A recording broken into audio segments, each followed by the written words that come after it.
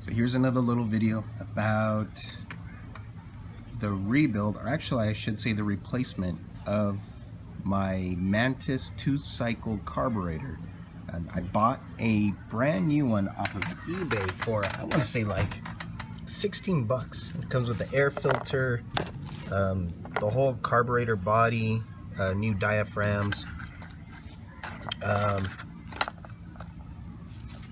and it also comes with a filter, spark plug, gaskets, pretty much everything I need to replace the original factory carburetor.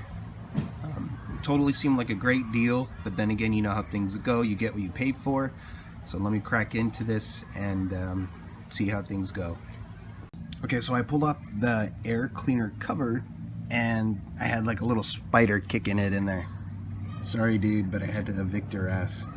But yeah, it was like one of those crazy multicolored spindly legged spiders. And I took a toothbrush right now and I scrubbed it down and I took off like a lot of the dirt and stuff like that that was surrounding this area. So I guess what I have to do now is just remove this plate. I'm thinking it's probably the choke. And then I could get down to the original carburetor and remove the mounting bolts and take it from there. Okay, so I just removed the carburetor choke plate. And as you can see, it's a little bit dirty. That's not a problem. I'm gonna remove the carburetor anyways and replace it with a new one. And I think I need to salvage these little guys right here. So from what I've seen, they just pop right off. Okay, so I just removed the fuel tank and I noticed that inside there is just a crap load of God knows what it is. Just old rainwater gunk. The old filter looks terrible.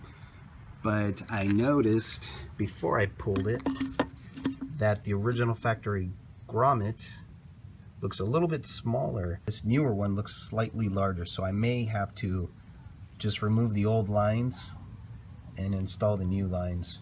So I just reused the one that was initially on the tank. It seemed to be in okay condition. Could have been a little bit softer, a little bit cracked, but for the most part I think it will keep a seal. But pulling the new tubes out of the new grommet and shoving them into the old grommet was definitely a pain in the ass, so just want to give a heads up about that. I did use a little bit of some of this silicone grease to help out, and it helped quite a bit. Okay, so one more thing that I'm not that excited about. This is the original carburetor. This is the priming bulb, and the original priming bulb is located on the bottom of the carb. And I didn't even catch this. So this is the second thing that I've noticed that's different about this newer carb. The priming bulb is located on the top. And I think that may be a problem when it comes to starting this, because this may be in the way, the actual air filter shroud.